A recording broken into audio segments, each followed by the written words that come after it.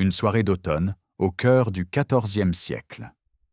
Quelque part dans la campagne française, un paysan franchit le seuil de sa modeste demeure après une longue journée de labeur dans les champs détrempés. Ses pieds sont glacés, ses chaussures en cuir imbibées d'eau boueuse jusqu'à la semelle. Au centre de l'unique pièce, l'âtre crépite doucement, seule source de chaleur dans cette maison de bois et de torchis. Et voilà le dilemme universel qui se pose à lui, soir après soir, durant les mois humides. Comment faire sécher ses chaussures trempées sans les détruire? Car placer du cuir mouillé trop près des flammes, c'est risquer de le voir se fissurer, durcir, devenir inutilisable. Mais bon, laisser les chaussures humides, c'est inviter moisissure et pourriture. Entre ces deux périls, nos ancêtres médiévaux ont développé une solution à la fois simple et ingénieuse, fruit de générations de connaissances pratiques transmises de mère en fille, de père en fils.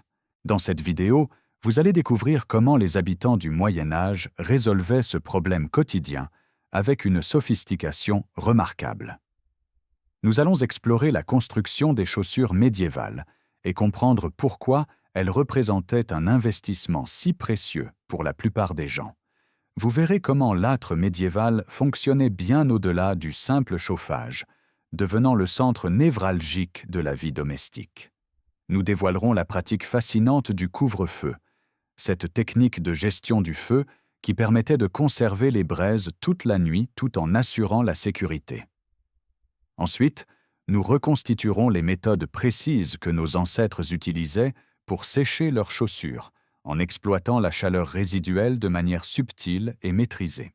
Tout au long de ce voyage, nous verrons comment une question apparemment anodine révèle en réalité une fenêtre unique sur l'ingéniosité pratique, les contraintes économiques et la culture matérielle d'une époque souvent mal comprise. Bon, cette histoire peut sembler simple en surface, mais elle soulève en réalité des questions complexes. Les sources écrites médiévales ne parlent presque jamais de tels gestes quotidiens. Ce savoir-faire pratique se transmettait oralement, de génération en génération, sans qu'on ressente le besoin de le consigner par écrit. Pour reconstituer ces techniques perdues, nous devons donc assembler un puzzle à partir d'indices archéologiques, de quelques rares mentions dans les manuels d'entretien, et surtout de notre compréhension des pratiques de gestion du feu et des propriétés des matériaux. Eh bien, ce qui émerge de cette enquête, c'est un portrait de gens qui possédaient une connaissance intime et sophistiquée de leur environnement matériel, une expertise que notre monde moderne a largement perdue. Alors voilà, préparez-vous à plonger dans l'univers médiéval, un monde où chaque objet portait une valeur inestimable, où rien n'était jetable, où la survie quotidienne dépendait d'un savoir-faire transmis avec soin. Vous allez constater que nos ancêtres n'étaient nullement les ignorants que dépeint parfois l'imaginaire populaire. Au contraire, ils faisaient preuve d'une créativité remarquable face aux contraintes de leur existence. Regardons maintenant de plus près comment tout cela fonctionnait. Avant de comprendre comment on séchait les chaussures au Moyen Âge, il nous faut d'abord saisir ce qu'était précisément une chaussure médiévale. Loin des productions industrielles standardisées que nous connaissons aujourd'hui, chaque paire représentait le fruit d'un savoir-faire artisanal complexe, utilisant des matériaux précieux et des techniques raffinées. Commençons par examiner la méthode de construction dominante de cette période. Du XIIe au XVe siècle, la technique du turnshoe régnait en maître dans toute l'Europe. Ce procédé ingénieux consistait à coudre la chaussure à l'envers, puis à la retourner comme un gant une fois l'assemblage terminé. Pourquoi donc cette méthode? Parce qu'elle permettait de dissimuler les coutures à l'intérieur de la chaussure, protégeant ainsi les fils de l'usure directe contre le sol et offrant un extérieur relativement lisse. La semelle, taillée dans du cuir de vache épais de 3 à 4 mm, s'assemblait avec la tige confectionnée dans un cuir plus fin de chèvre ou de vache, d'environ 2 mm d'épaisseur. Ces deux éléments se cousaient ensemble à l'aide de fils de lin ciré ou, dans les régions plus rustiques, de fines lanières de cuir. Une fois retournée, la chaussure révélait sa forme définitive, souple mais robuste. Les matériaux eux-mêmes évoluèrent au fil des siècles. Au début du Moyen Âge, particulièrement en Scandinavie et en Angleterre durant les XIIe et XIIIe siècles, la peau de mouton et de chèvre jouissait d'une grande popularité. Souple et relativement facile à travailler, elle convenait bien aux chaussures d'usage courant. Mais vers la fin du Moyen Âge, on observe une transition progressive vers le cuir de bovin, plus épais et nettement plus durable. Cette évolution témoigne d'une recherche constante d'amélioration. Face à l'usure rapide des chaussures sur les chemins boueux et pierreux, les artisans cherchèrent des solutions plus résistantes. D'ailleurs, on voit apparaître des semelles doublées vers la fin de la période médiévale, ajoutant une couche supplémentaire de protection contre les rigueurs du quotidien. Or donc, tout ce cuir provenait d'un processus de tannage végétal, utilisant des écorces riches en tanins pour transformer les peaux animales en matériaux utilisables. Le résultat était un cuir flexible, respirant, mais également extrêmement vulnérable aux agressions. Et voilà où notre histoire prend toute son importance. Ce cuir tanné végétal possède des limites de résistance thermique très précises. À partir de températures soutenues dépassant 65 degrés Celsius, les fibres du cuir commencent à se dégrader irrémédiablement. Les protéines se dénaturent, le matériau perd sa souplesse, se durcit, se fissure. Un séchage brutal près d'un feu vif peut raccourcir drastiquement la durée de vie d'une chaussure, la rendant cassante et inconfortable. Les médiévaux le savaient parfaitement, même s'ils ne possédaient évidemment pas de thermomètre pour mesurer ces températures. Leur connaissance était empirique, transmise par l'expérience. Si c'est trop chaud pour ta main, c'est trop chaud pour le cuir. Maintenant, penchons-nous sur la dimension économique et sociale de ces objets. Une paire de chaussures médiévales représentait un investissement considérable pour la majorité de la population. Imaginez un instant la garde-robe typique d'un paysan ordinaire. 2 sous-vêtements en lin, un vêtement extérieur en laine, un chapeau, une ceinture et une seule paire de chaussures. Oui, une seule. Le coût de fabrication explique cette rareté. Il fallait non seulement le cuir lui-même, matériau précieux nécessitant l'abattage d'animaux et un long processus de tannage, mais aussi les compétences hautement spécialisées d'un cordonnier professionnel. Dans les grandes villes, la guilde des cordonniers pouvait compter jusqu'à 366 artisans, témoignant de l'importance de ce métier. Chaque jour, ces artisans mesuraient les pieds de leurs clients, découpaient méticuleusement les cuirs extérieurs, assemblaient les semelles doubles avec leurs couches souples intérieures et fermes extérieures, formaient l'ensemble autour d'embauchoirs en bois, fixaient avec des clous minuscules, martelaient pour obtenir la forme parfaite, puis finissaient par un long travail de raclage, grattage, lissage et brunissage. Un processus laborieux qui justifiait des prix élevés, même si les salaires des cordonniers eux-mêmes demeuraient modestes en raison du coût élevé des matériaux. Paradoxalement, malgré leur prix, ces chaussures s'usaient rapidement. Bon, les routes médiévales n'étaient pas pavées, sauf dans quelques rares centres urbains privilégiés. La boue régnait les jours de pluie, la glace les jours de froid, les pierres et ornières en toute saison. Les talons plats des chaussures médiévales offraient peu de protection contre ces éléments. Une paire pouvait s'user jusqu'à la corde en quelques mois d'utilisation intensive. D'où l'importance cruciale de l'entretien, de la réparation et bien sûr du séchage approprié. Les distinctions sociales se lisaient directement sur les chaussures que l'on portait. Un paysan chaussait des souliers en cuir brut non traité, fonctionnels, dépourvus de toute décoration, taillés dans les formes les plus simples. Un noble, en revanche, arborait des merveilles de cuir fin teint avec des colorants coûteux, brodés de fils d'or ou d'argent, parfois incrustés de perles ou de pierres précieuses, doublés de fourrure pour le confort et la chaleur. Les fameuses poulaines, ces chaussures à pointe exagérément allongées, servaient de marqueur de statut social explicite. Plus la pointe s'étendait devant le pied, plus le rang était élevé. Les lois somptuaires, ces réglementations médiévales qui codifiaient strictement l'apparence vestimentaire selon la classe sociale, allaient jusqu'à spécifier la longueur autorisée des pointes. 2 pieds pour la noblesse, 1 pied pour les marchands, un demi-pied pour les paysans. Ces lois nous paraissent étranges aujourd'hui, mais elles reflétaient une société où chaque détail vestimentaire communiquait immédiatement le statut et le rang d'une personne. Bon, cela nous amène à comprendre pourquoi la question du séchage revêtait une telle importance. Pour un noble possédant plusieurs paires de chaussures de qualité, une paire endommagée constituait certes une contrariété, mais non une catastrophe. Pour un paysan ne possédant qu'une seule paire, fruit de plusieurs semaines ou mois d'économie, la destruction de ses chaussures par un séchage inadéquat pouvait représenter un désastre économique véritable. Marcher pieds nus dans les champs gelés n'était guère une option viable durant les longs hivers médiévaux. Prolonger la vie de cette unique paire devenait donc un impératif de survie, non un simple souci de commodité.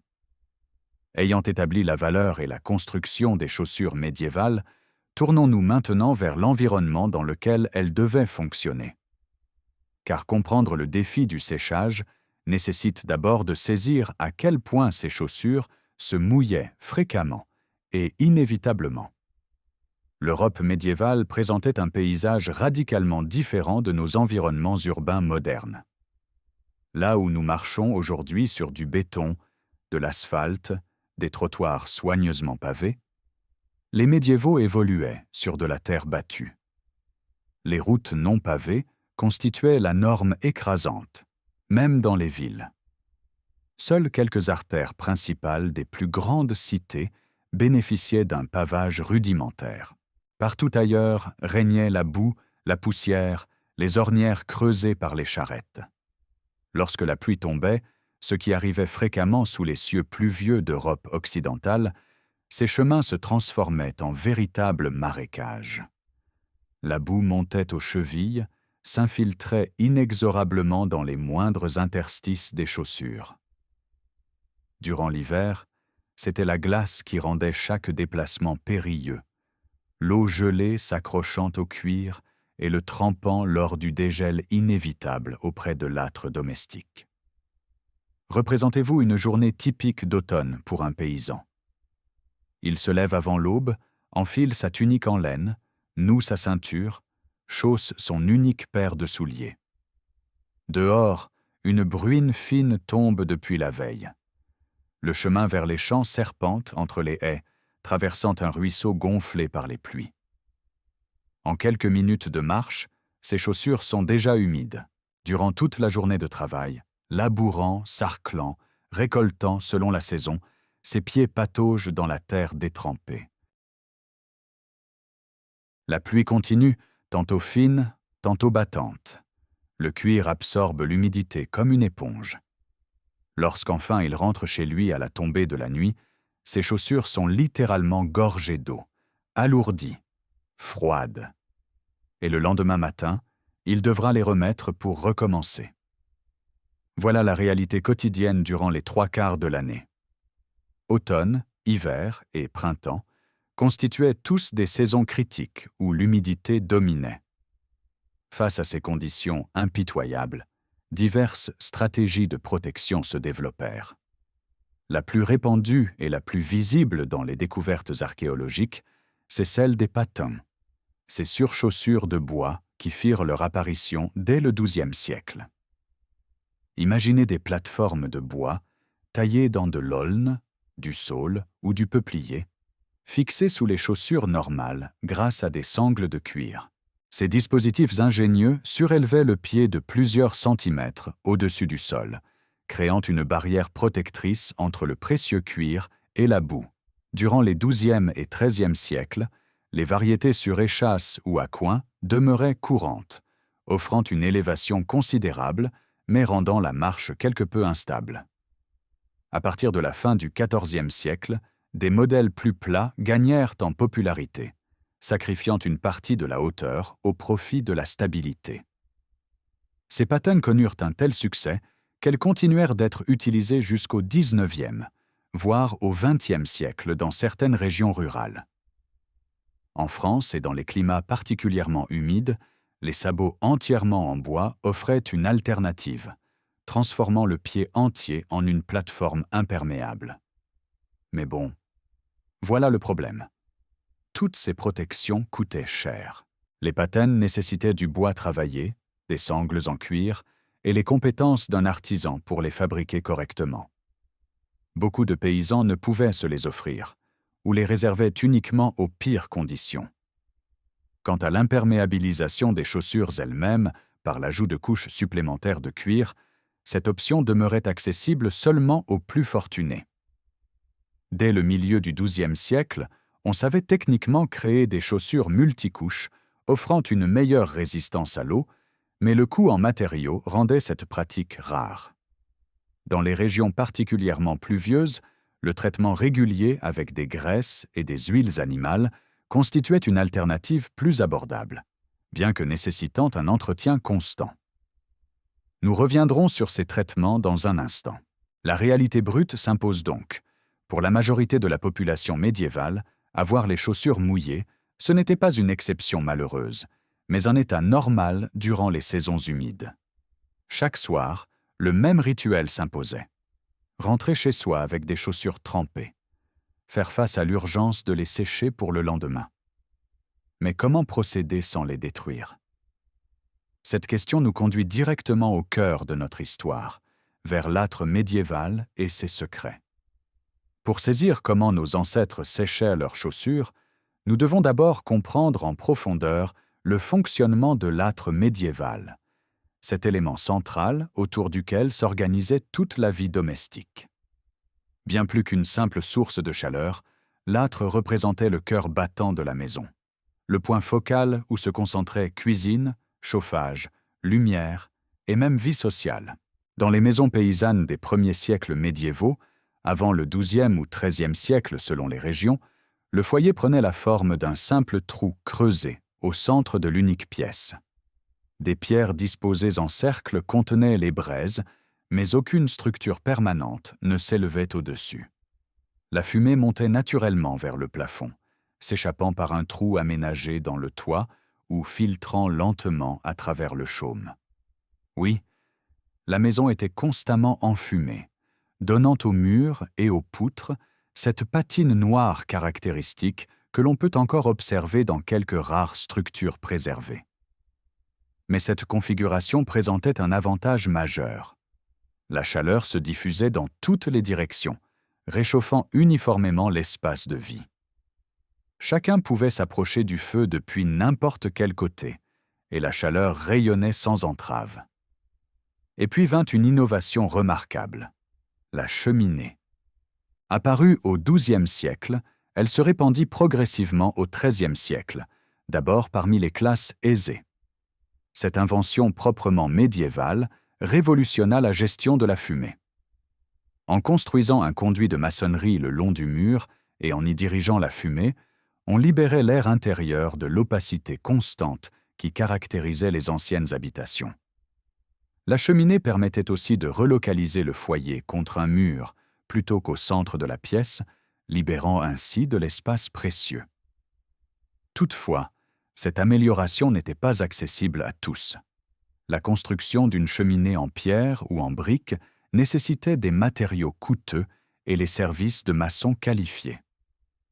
De plus, les cheminées consommaient davantage de bois que les foyers centraux, car une partie importante de la chaleur s'échappait directement par le conduit. Pour les paysans ordinaires, le foyer central demeura la norme pendant des siècles encore. Ce n'est qu'au XIVe siècle que les cheminées commencèrent à se démocratiser, et encore, principalement dans les zones urbaines. Qu'il s'agisse d'un foyer central ou d'une cheminée, la gestion quotidienne du feu incombait principalement aux femmes de la maisonnée. Visualisez le travail que cela représentait. Il fallait constamment alimenter le feu en bois, ajuster l'intensité selon les besoins de cuisson, surveiller les braises pour éviter qu'elles ne s'éteignent, ou au contraire qu'elles ne deviennent dangereuses.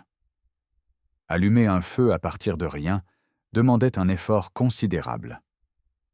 Sans allumettes ni briquet, on utilisait un briquet à silex et amadou, frappant la pierre contre de l'acier pour produire des étincelles que l'on captait sur un champignon séché appelé amadou. Souffler patiemment sur cette minuscule étincelle, la nourrir de brindilles sèches progressivement plus grosses, construire lentement les flammes. Tout cela prenait du temps et de l'énergie. Voilà pourquoi, une fois le feu allumé le matin, on le maintenait vivant toute la journée.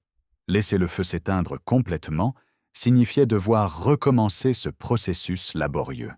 Autour de cet âtre se déployait tout un arsenal d'outils et d'ustensiles qui témoignent de la sophistication de la gestion médiévale du feu.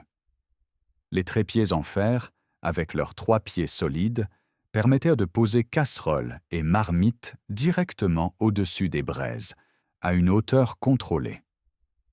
Les crémaillères, ces chaînes ou tiges dentées suspendues au-dessus du feu, offraient un système d'ajustement vertical ingénieux. En modifiant la hauteur à laquelle pendait la marmite, on contrôlait précisément la température de cuisson. Plus haut signifiait plus doux, plus bas signifiait plus intense.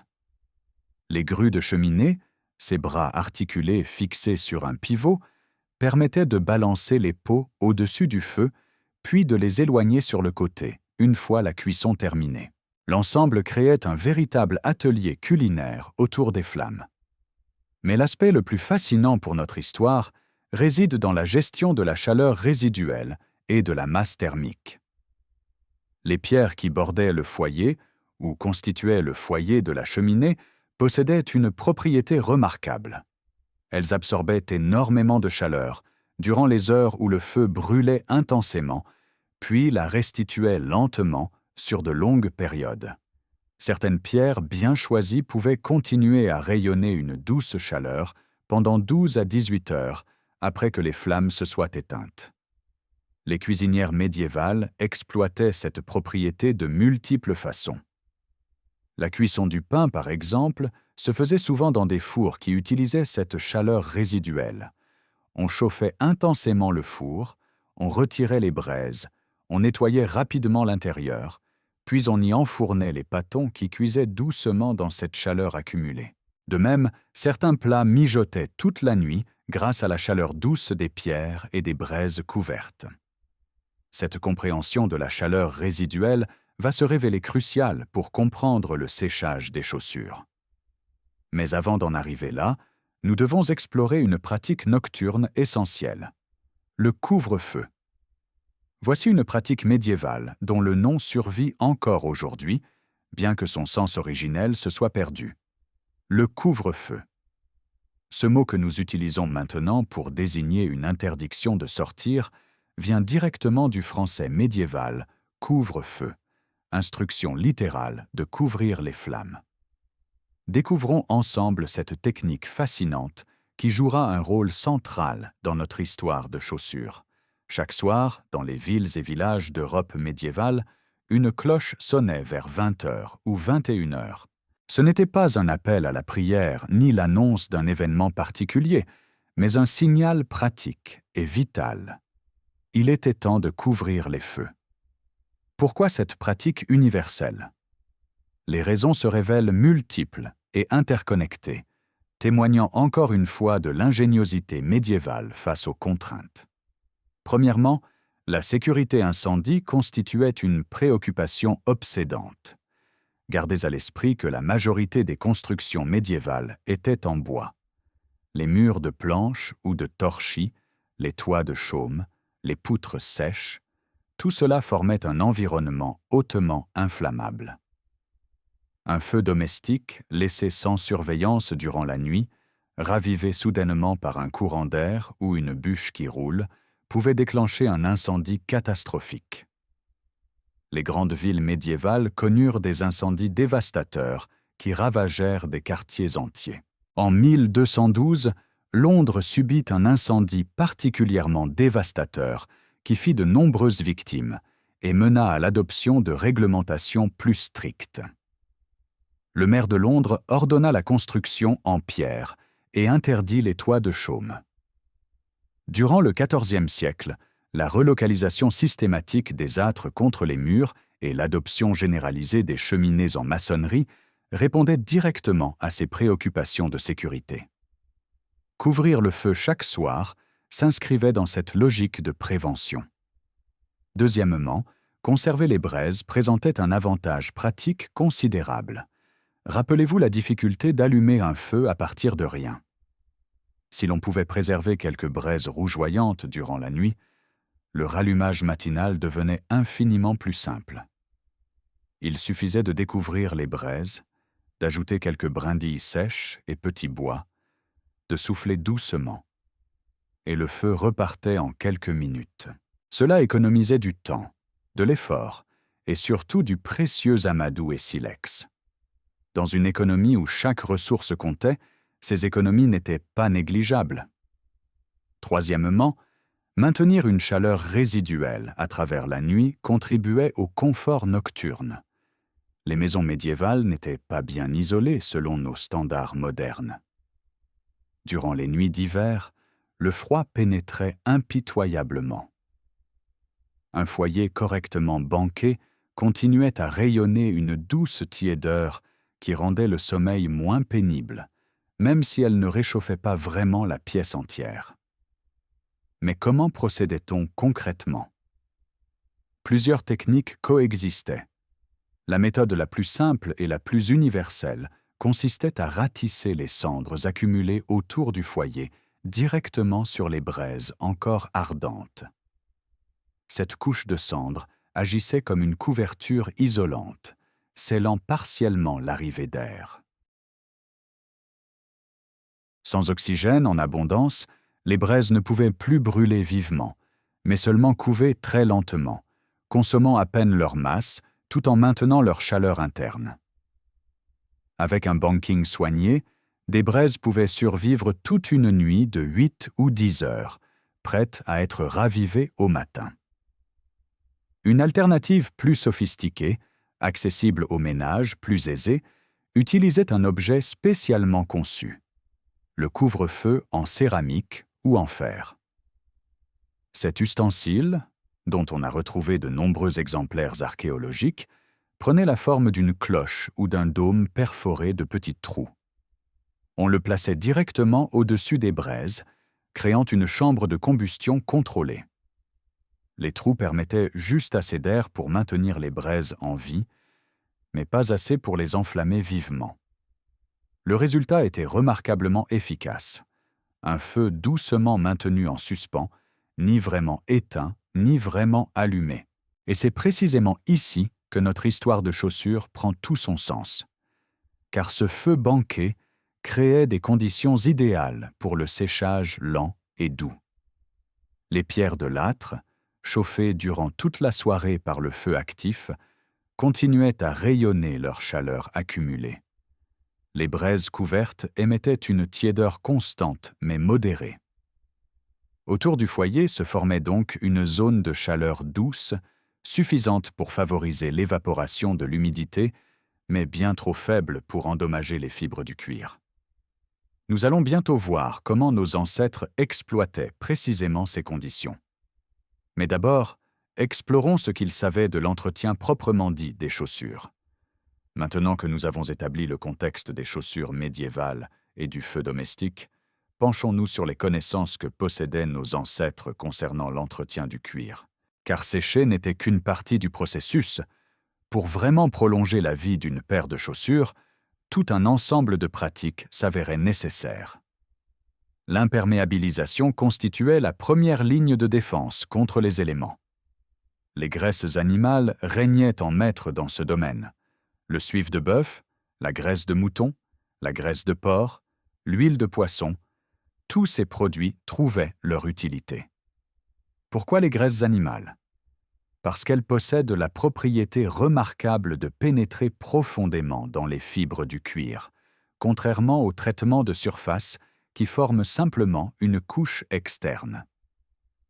Cette pénétration en profondeur maintient la souplesse du cuir tout en créant une barrière contre l'eau. Un cuir bien graissé reste flexible même par temps froid, résiste mieux à la pluie et vieillit plus gracieusement. Les médiévaux appliquaient ces graisses régulièrement, idéalement après chaque utilisation intensive ou chaque événement pluvieux. La friction vigoureuse avec les doigts faisait pénétrer la graisse, la chaleur des mains aidant le processus d'absorption. Pour les semelles en particulier, exposées au contact direct et constant avec le sol mouillé, un traitement encore plus robuste s'imposait parfois. Les mélanges de cire d'abeille et de suif offraient une protection supérieure. La formule typique combinait environ 1/3 de cire d'abeille pure avec 2/3 de suif. La cire apportait une imperméabilité accrue et une certaine fermeté, tandis que le suif conservait la souplesse nécessaire. On chauffait ce mélange jusqu'à ce qu'il devienne liquide, puis on l'appliquait sur le cuir. Dans les temps modernes, les reconstituteurs historiques utilisent parfois un sèche-cheveux pour faire fondre et absorber le mélange, mais à l'époque médiévale, on se contentait de placer la chaussure près des braises tièdes, juste assez pour ramollir le mélange sans jamais le faire brûler ou surchauffer le cuir. Les sources historiques qui nous renseignent sur ces pratiques mentionnent que seuls des ingrédients naturels purs étaient acceptés. Cire d'abeille pure, suif, huile de morue, résine de pin. Aucun additif chimique, évidemment, n'existait encore. Un effet notable de ces traitements mérite d'être mentionné. Le cuir ainsi entretenu devenait souple et imperméable, mais perdait définitivement son aspect brillant d'origine. Il prenait une patine mate, légèrement grasse au toucher, d'apparence usée mais protégée. Pour les chaussures paysannes, cet aspect importait peu. Pour les chaussures nobles, c'était une autre affaire. Ces dernières recevaient des traitements différents visant à préserver leur éclat décoratif, souvent au détriment de leur durabilité pratique. Mais bon, voici le point absolument crucial pour notre sujet. Tous ces traitements devaient impérativement être appliqués sur du cuir complètement sec. Appliquer de la graisse sur du cuir humide ne sert à rien. L'eau empêche la graisse de pénétrer, créant simplement une couche glissante en surface qui n'offre aucune protection réelle. De plus, emprisonner l'humidité sous une couche imperméable favorise la moisissure et la pourriture du cuir de l'intérieur. Non, la séquence correcte était inflexible. D'abord nettoyer la chaussure mouillée pour retirer boue et débris, ensuite la sécher complètement, et seulement alors appliquer le traitement protecteur. Cette séquence imposait une nécessité incontournable, trouver un moyen de sécher efficacement les chaussures durant la nuit afin de pouvoir les traiter au matin et les porter à nouveau. Outre l'imperméabilisation, la culture médiévale de l'entretien incluait un système élaboré de réparation. La construction modulaire des chaussures facilitait grandement cet aspect. Une semelle usée? On pouvait la décoller, en coudre une nouvelle par-dessus, ou même la remplacer entièrement. Un trou dans la tige? On découpait un patch de cuir légèrement plus grand que le trou, on le cousait solidement avec du fil de lin ciré, en utilisant une alène pour percer les trous de couture à travers les multiples épaisseurs. Les vieilles chaussures d'adultes, devenues trop usées pour être réparées économiquement, se transformaient en chaussures d'enfants. On découpait, on réassemblait, on récupérait chaque centimètre de cuir encore utilisable. Lorsqu'enfin une chaussure atteignait le stade où aucune réparation n'était plus viable, on la démontait complètement pour en récupérer les parties encore bonnes, qui serviraient de patch ou de renfort pour d'autres chaussures. Cette économie circulaire du cuir s'organisait même au niveau des guildes professionnelles. Une distinction légale stricte séparait les cordonniers des savetiers. Les cordonniers fabriquaient des chaussures neuves à partir de cuir neuf. Un métier prestigieux requérant une maîtrise complète de toutes les techniques. Les savetiers, eux, réparaient les chaussures existantes et travaillaient avec du vieux cuir récupéré, un métier plus humble mais tout aussi indispensable. En 1395, une loi londonienne codifiait explicitement cette séparation. Les savetiers se voyaient interdits d'utiliser du cuir neuf et les cordonniers de travailler avec de vieilles chaussures. Cette spécialisation garantissait que chaque paire de chaussures recevait le traitement approprié selon son état, maximisant ainsi la durée de vie globale des ressources en cuir de la communauté. Tournons-nous maintenant vers le cœur de notre enquête. Comment, précisément, nos ancêtres médiévaux combinaient-ils toutes ces connaissances pour sécher leurs chaussures sans les endommager? Nous voici arrivés au point central de notre exploration. Après avoir compris la valeur des chaussures, les défis de l'environnement, le fonctionnement de l'âtre et la pratique du banking, nous pouvons enfin reconstituer la solution médiévale au problème du séchage nocturne. Le dilemme se pose dans toute sa clarté. Un paysan rentre chez lui après une journée de labeur, ses chaussures gorgées d'eau et de boue. Il ne possède qu'une seule paire qu'il devra remettre le lendemain matin. L'âtre représente la seule source de chaleur disponible dans toute la maison. Mais placer les chaussures trop près des flammes les détruirait irrémédiablement. Comment résoudre cette équation apparemment impossible? La réponse résidait dans une combinaison subtile de timing, de positionnement et de méthodes spécifiques transmises de génération en génération. Commençons par le timing. Nos ancêtres ne tentaient pas de sécher leurs chaussures durant la soirée, lorsque le feu brûlait encore vivement pour la cuisine et le chauffage. Non, ils attendèrent le moment du couvre-feu. Après que la cloche ait sonné, après que le feu ait été banqué selon les techniques que nous avons décrites, voilà quand commençait vraiment le processus de séchage. Pourquoi ce timing? Parce que le feu banqué offrait exactement les conditions requises.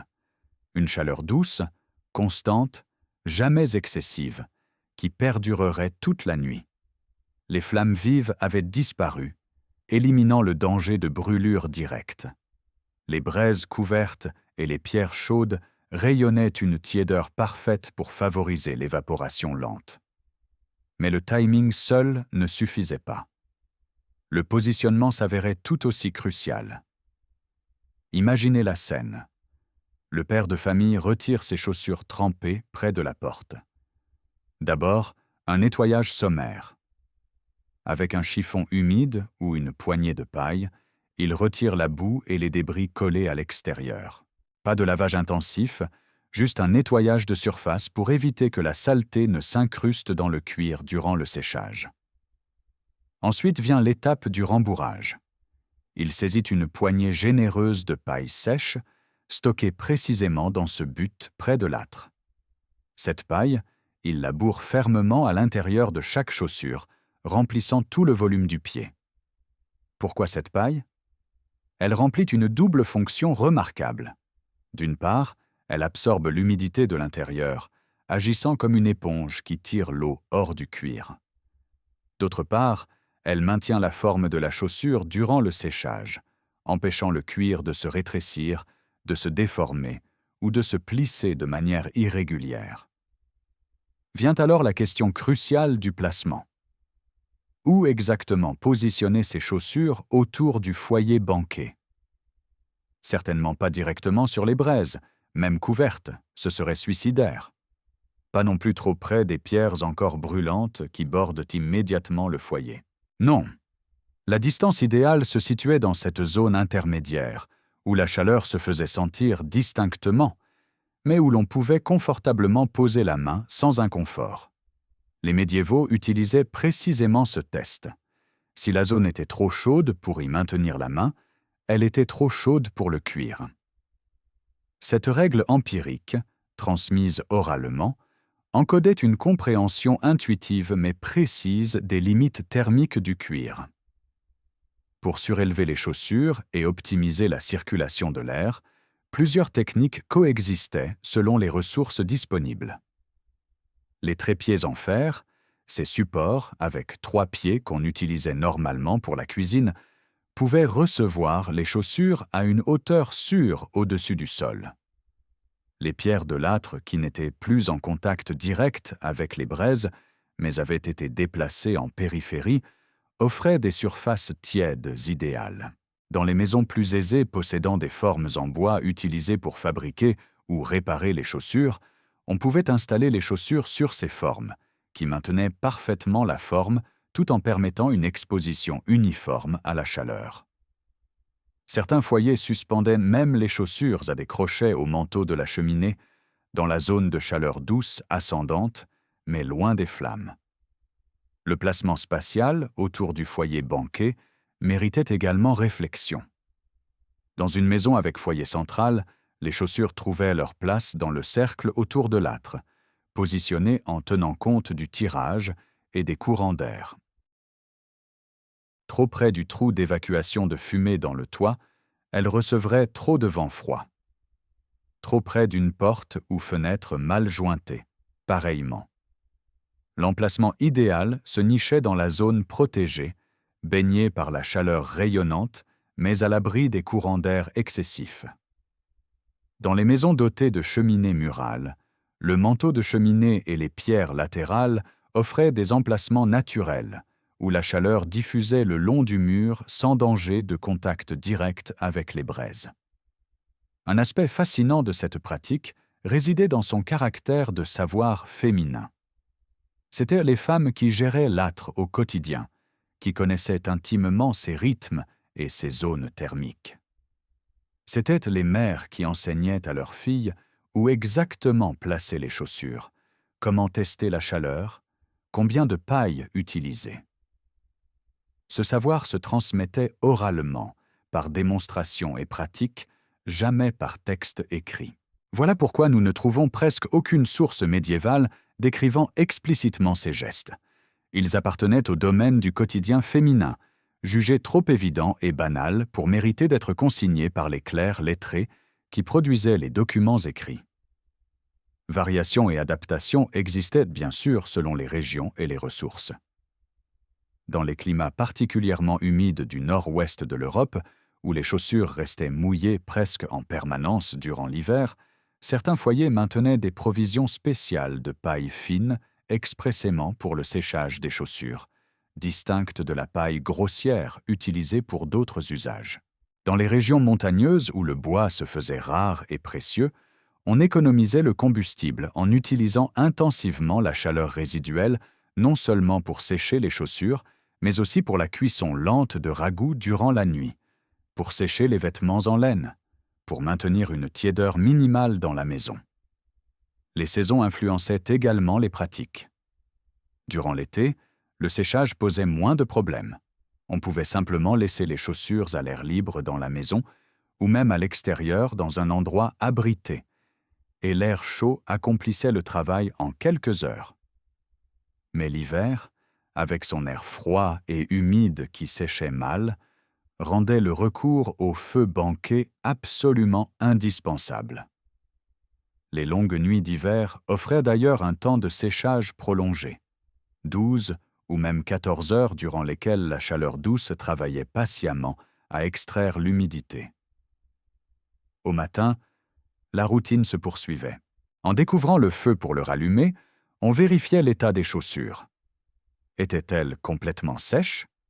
On le testait en tâtant l'intérieur, en pressant le cuir pour sentir s'il restait de l'humidité. Si le séchage était complet, on retirait la paille, maintenant elle-même humide, qu'on jetait au feu où elle servait d'amadou pour raviver les flammes. Belle circularité! La paille séchait la chaussure, puis aidait à rallumer le feu. Ensuite venait le traitement crucial, l'application de suif ou du mélange cire d'abeille. Avec les doigts, on frictionnait vigoureusement la graisse sur tout le cuir extérieur, insistant particulièrement sur les semelles. La chaleur des mains, et parfois une brève exposition à la douce chaleur du feu renaissant, facilitait la pénétration. Une fois traitées, les chaussures étaient prêtes à affronter une nouvelle journée d'humidité, leurs fibres protégées, leur souplesse préservée. Comment savons-nous tout cela? Après tout, les sources écrites médiévales restent largement muettes sur ces pratiques quotidiennes. La réponse se trouve dans une combinaison fascinante d'archéologie, d'expérimentation moderne et de mentions indirectes dans divers documents. Les fouilles archéologiques de la Tamise à Londres ont livré un trésor extraordinaire, près de 2000 chaussures médiévales dans un état de préservation remarquable. Ces chaussures, jetées comme déchets dans le fleuve entre le XIIe et le XVe siècle, ont survécu grâce aux conditions anaérobiques du lit fluvial gorgé d'eau. Sans oxygène, les bactéries qui décomposent normalement le cuir ne peuvent opérer, et les artefacts se figent dans le temps. La collection du Musée de Londres représente aujourd'hui la plus importante archive matérielle de chaussures médiévales au monde. L'ouvrage définitif sur ces découvertes, Shoes and Patterns, Medieval Finds from Excavations in London, de Grew et de Nergard, offre une cartographie précise de l'évolution de la mode chaussante sur 3 siècles. Qu'est-ce que ces artefacts nous révèlent? Énormément. On y observe les marques d'usure, semelles percées, talons complètement érodés, cuir aminci au point de friction. On y voit aussi les réparations. Patchs soigneusement cousus, semelles multiples superposées pour prolonger la vie de la chaussure. Certaines chaussures montrent des signes de recyclage, des parties récupérées d'une chaussure pour en réparer une autre. Ces détails matériels confirment ce que les sources écrites suggèrent vaguement. Les chaussures représentaient des biens précieux, entretenus avec soin, réparés encore et encore jusqu'à l'usure totale. Une découverte particulièrement frappante mérite mention. Un squelette masculin retrouvé dans la boue de la Tamise, datant de la fin du XVe ou du début du XVIe siècle, portant encore ses bottes de cuir montant jusqu'à mi-cuisse. Cette préservation exceptionnelle d'une chaussure in situ, sur le corps même de son porteur, offre un aperçu rare des conditions réelles d'utilisation. Mais au-delà de l'archéologie, les reconstituteurs historiques modernes ont apporté une contribution précieuse à notre compréhension. Ces passionnés qui fabriquent et portent des chaussures médiévales authentiques, selon les techniques d'époque, ont testé diverses méthodes de séchage. Leurs expériences confirment ce que nous avions déduit. Exposer du cuir mouillé à une chaleur directe et intense provoque des dommages rapides et visibles. Le cuir se raidit, se fissure, perd toute sa souplesse. En revanche, le séchage lent près d'un feu banqué, exactement selon les méthodes que nous avons décrites, se révèle remarquablement efficace et sûr. Les chaussures sèchent complètement durant la nuit, sans subir aucun dommage. Le rembourrage à la paille absorbe effectivement l'humidité, tout en préservant la forme. La chaleur résiduelle des pierres, mesurée avec des thermomètres modernes, se maintient effectivement dans la plage idéale de 30 à 50 degrés Celsius, suffisante pour favoriser l'évaporation, mais bien en deçà du seuil de dégradation du cuir. Quelques mentions indirectes dans des textes médiévaux viennent compléter le tableau. Des manuels domestiques tardifs, datant du XVe et XVIe siècle, offrent des conseils généraux sur l'entretien du cuir, insistant toujours sur la nécessité d'éviter la chaleur excessive. Des chroniques mentionnent occasionnellement la pratique du couvre-feu et ses multiples fonctions. Des registres de guildes discutent des techniques d'imperméabilisation. Aucun de ces textes ne décrit explicitement le processus complet de séchage des chaussures, mais ensemble, ils dessinent un contexte cohérent qui valide notre reconstitution. Pour vraiment saisir la signification de cette pratique de séchage, nous devons élargir notre perspective et voir comment elle s'inscrivait dans le tissu plus large de la vie domestique médiévale. Car rien n'existait en isolation dans ce monde interconnecté. Les rythmes de la vie quotidienne se calquaient sur la lumière naturelle et le cycle du feu. La journée commençait véritablement lorsqu'on ravivait le feu de l'âtre, transformant les braises de la nuit en flammes actives. Ce premier feu réchauffait la maison, permettait de préparer le repas matinal, signalait le début des activités. Toute la journée, quelqu'un, habituellement une femme de la famille, devait maintenir ce feu, l'alimenter, l'ajuster selon les besoins. La soirée se terminait avec le banking du feu, rituel qui marquait aussi clairement que le coucher du soleil, la fin de la journée active. Entre ces deux pôles s'organisait tout le reste. La division du travail selon le genre plaçait fermement la gestion de l'âtre dans les mains féminines.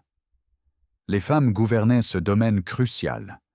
Elles entretenaient le feu, cuisinaient, géraient les réserves de combustible et, crucial pour notre sujet, elles s'occupaient de l'entretien des textiles et du cuir. Cette dernière responsabilité incluait le lavage et le séchage des vêtements en laine, le cardage et le filage de la laine brute, et oui, le séchage et l'entretien des chaussures familiales. Les connaissances nécessaires se transmettaient de mère à fille, par démonstration directe et pratique supervisée. Une jeune fille grandissant dans une maison médiévale apprenait par observation où sa mère plaçait les chaussures le soir, comment elle testait la chaleur, quand elle appliquait le suif. Ce savoir s'incarnait dans les gestes et les habitudes, pas dans les mots écrits. L'âtre servait également de centre social, de la maisonnée. Durant les longues soirées d'hiver, lorsque l'obscurité tombait tôt et que le travail extérieur devenait impossible, la famille se rassemblait autour du feu. On racontait des histoires, on accomplissait de menus travaux manuels qui ne nécessitaient pas une lumière intense, on préparait mentalement et matériellement la journée suivante. Dans ce contexte, sécher les chaussures n'était qu'une tâche parmi d'autres dans la chorégraphie complexe de la soirée. Pendant que les chaussures séchaient doucement à leur place assignée, on réparait peut-être un vêtement, on affûtait un outil, on tressait de la paille pour faire un panier. Tout se faisait simultanément, chaque tâche trouvant son créneau dans l'espace et le temps disponible. La nécessité économique sous-tendait toutes ces pratiques. Pour une famille paysanne possédant cette unique paire de chaussures, leur destruction prématurée pouvait constituer une catastrophe véritable. Sans chaussures adéquates, le travail au champ devenait pénible voire impossible, particulièrement durant les saisons froides et humides. Prolonger leur vie ne relevait donc pas du luxe, mais d'un impératif de survie. Cette urgence explique la sophistication des connaissances développées. Quand la survie dépend d'un objet, on apprend à le connaître intimement, à comprendre ses besoins, à respecter ses limites. D'ailleurs, cette culture du soin et de la réparation s'étendait bien au-delà des seules chaussures. Dans l'économie médiévale de subsistance, rien n'était jetable. Les vêtements se reprisaient encore et encore, puis se transformaient en chiffon, puis en rembourrage, puis enfin en amadou. Les outils en bois se réparaient, se redressaient près de la chaleur douce pour éviter les fissures. Les objets en cuir, gants, ceintures, gibecières, recevaient tous le même traitement soigneux que les chaussures. Cette approche holistique de gestion des ressources matérielles définissait la mentalité médiévale. Chaque objet possédait une valeur intrinsèque qui commandait le respect et le soin. Les connaissances matérielles que tout cela impliquait étaient remarquablement sophistiquées. Nos ancêtres médiévaux possédaient une compréhension profonde des propriétés du cuir, de son comportement face à l'humidité, de sa réaction à différentes températures. Ils connaissaient les effets de diverses graisses et huiles, savaient lesquelles pénétraient le mieux, lesquelles offraient la meilleure imperméabilisation. Ils maîtrisaient les techniques de réparation, sachant exactement comment coudre un patch pour qu'il tienne solidement. Tout ce savoir-faire n'était pas scientifique au sens moderne du terme. Personne ne comprenait la structure moléculaire du collagène dans le cuir ou la chimie de la dénaturation protéique. Mais leur connaissance empirique, testée et raffinée sur des générations, fonctionnait parfaitement bien dans la pratique. C'était un savoir incarné, transmis par l'exemple et l'expérience, aussi valide à sa manière que notre science moderne. Finalement, il faut noter que les mêmes principes s'appliquaient au séchage d'autres objets. Les vêtements en laine, eux aussi vulnérables à un séchage trop rapide qui pouvait les rétrécir et les feutrer, se séchaient selon des méthodes similaires, à distance respectueuse du feu, souvent suspendues à des perches pour permettre la circulation de l'air.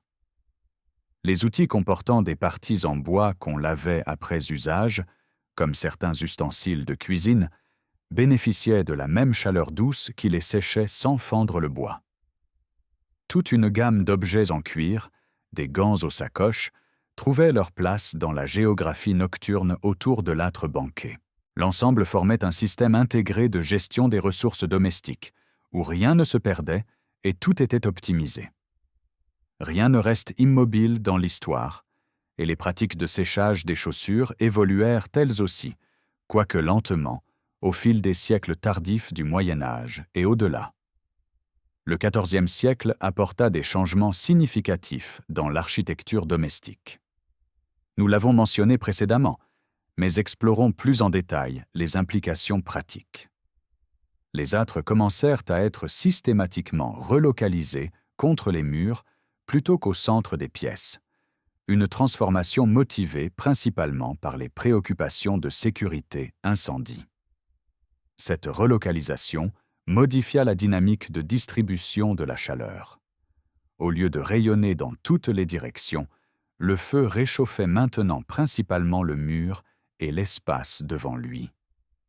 Pour le séchage des chaussures, cela créait de nouveaux emplacements privilégiés. Les pierres du manteau de cheminée, les côtés de l'âtre, le sol devant la cheminée mais à distance sûre. Vers la fin du XIVe siècle, les cheminées avec leurs conduits de fumée en maçonnerie devinrent communes, même dans les maisons ordinaires. Ces cheminées offraient un meilleur contrôle de la fumée et permettaient des espaces intérieurs plus agréables et moins enfumés. Pour nos chaussures, l'avantage résidait dans la prévisibilité. Les pierres d'une cheminée bien construite accumulaient et rayonnaient la chaleur de manière plus constante et contrôlée qu'un foyer ouvert soumis aux caprices du tirage.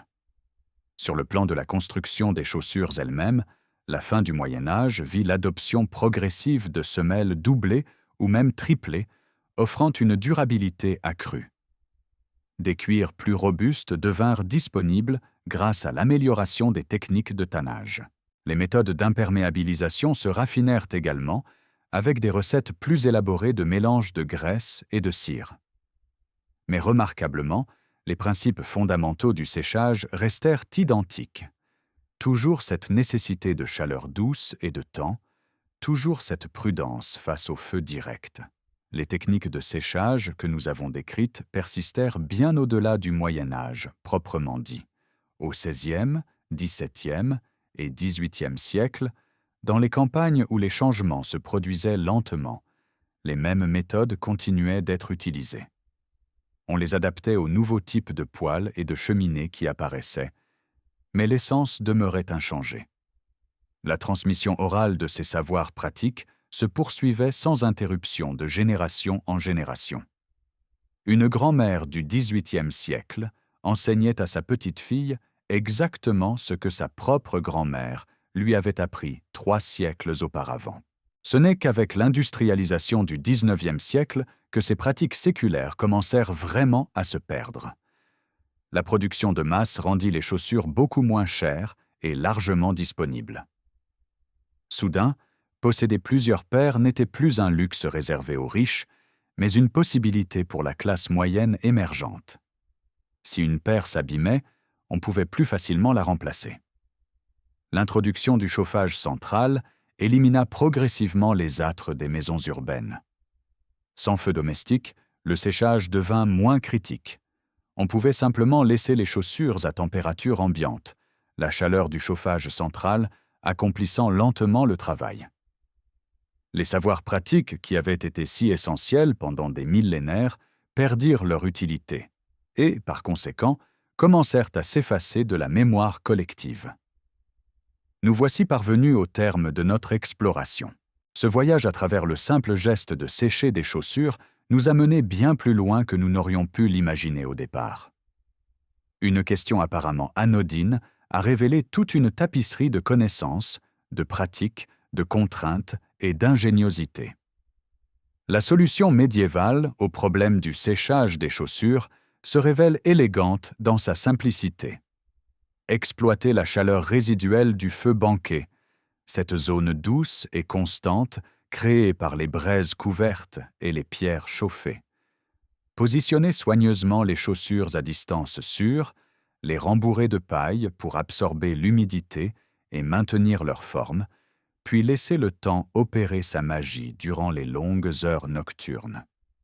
Au matin, traiter le cuir sec avec des graisses protectrices. Un processus qui nécessitait patience, connaissance empirique et un sens aigu de l'équilibre délicat entre efficacité et préservation. Cette solution témoigne d'une sophistication remarquable dans le savoir pratique médiéval, une sophistication souvent sous-estimée par notre époque moderne. Ce que cette histoire nous enseigne dépasse largement le cadre des chaussures. Elle nous invite à reconsidérer nos stéréotypes sur le Moyen Âge. Trop souvent, on imagine cette période comme des âges sombres, caractérisés par l'ignorance et la brutalité.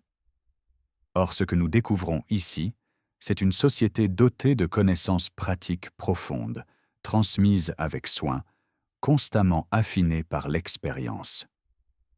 Les médiévaux faisaient preuve d'une ingéniosité remarquable face aux contraintes matérielles de leur existence. Avec des ressources limitées, ils développaient des solutions durables et efficaces. Chaque objet se voyait valorisé, entretenu, réparé jusqu'à l'usure complète. Cette éthique de soin contraste fortement avec notre culture moderne du jetable. La transmission culturelle elle-même mérite réflexion. Dans notre monde moderne, nous valorisons énormément le savoir écrit et codifié. Nous avons tendance à supposer que ce qui n'est pas consigné par écrit n'existe pas vraiment ou n'a pas d'importance. Pourtant, le savoir oral qui guidait le séchage des chaussures médiévales était tout aussi valide, tout aussi sophistiqué, tout aussi crucial pour la survie que n'importe quel traité savant.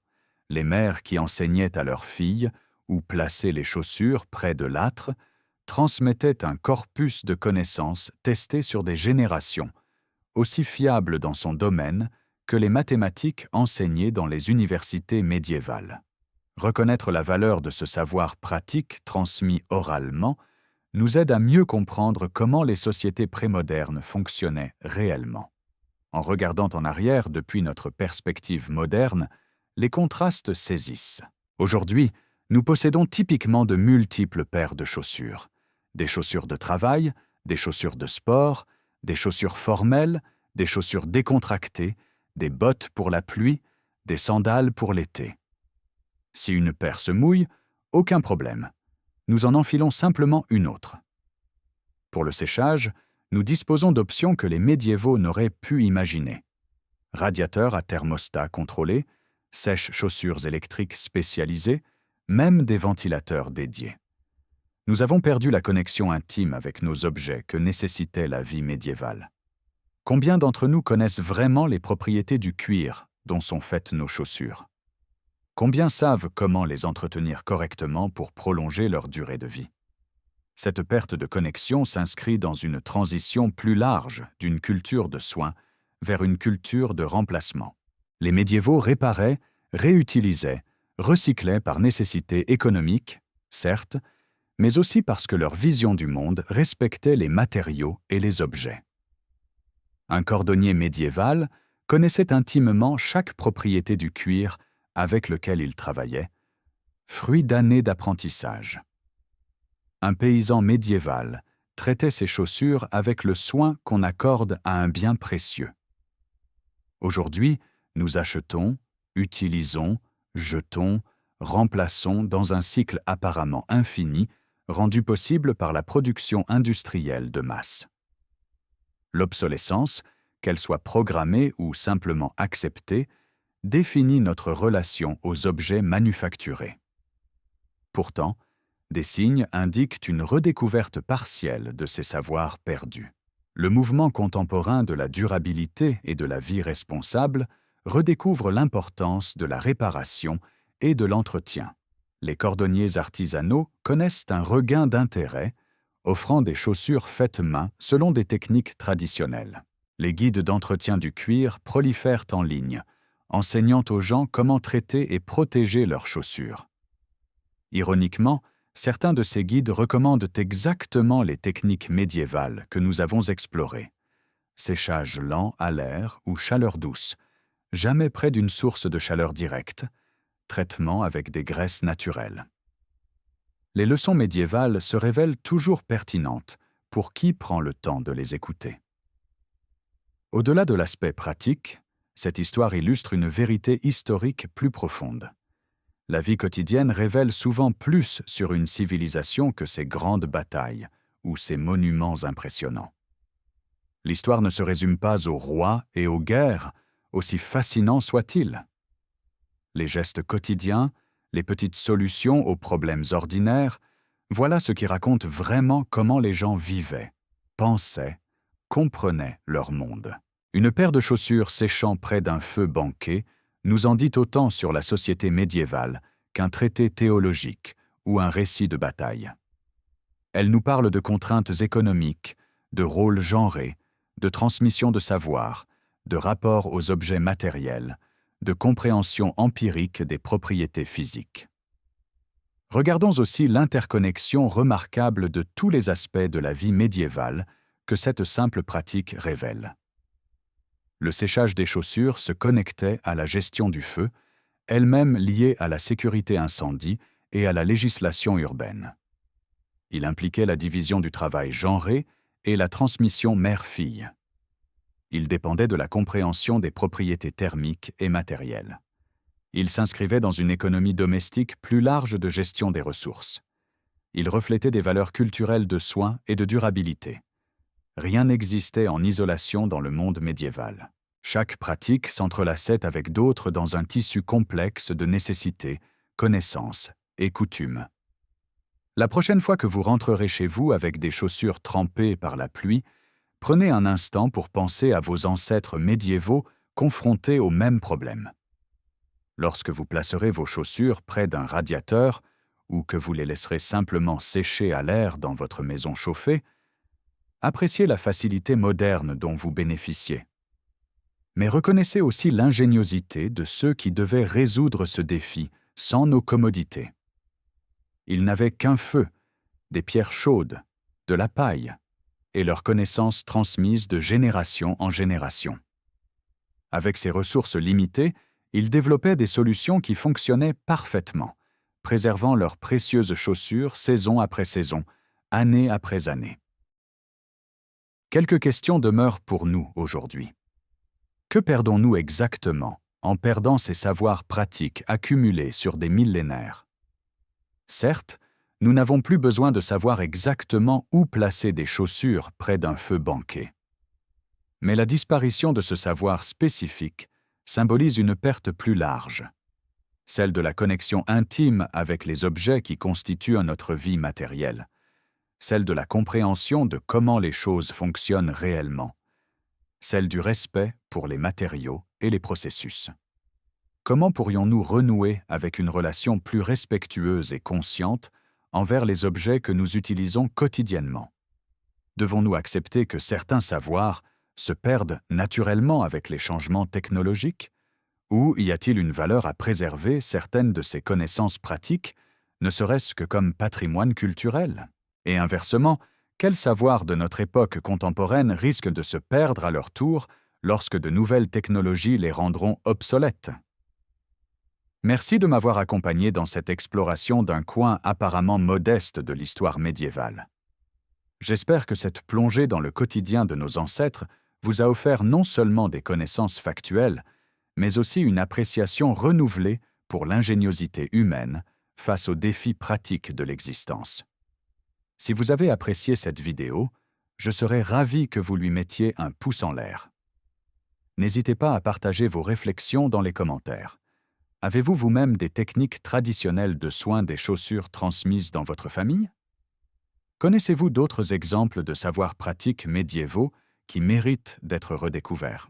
Abonnez-vous pour d'autres explorations dans l'histoire quotidienne du Moyen Âge, car chaque aspect de la vie médiévale, aussi humble soit-il, recèlent des trésors de compréhension sur notre passé commun.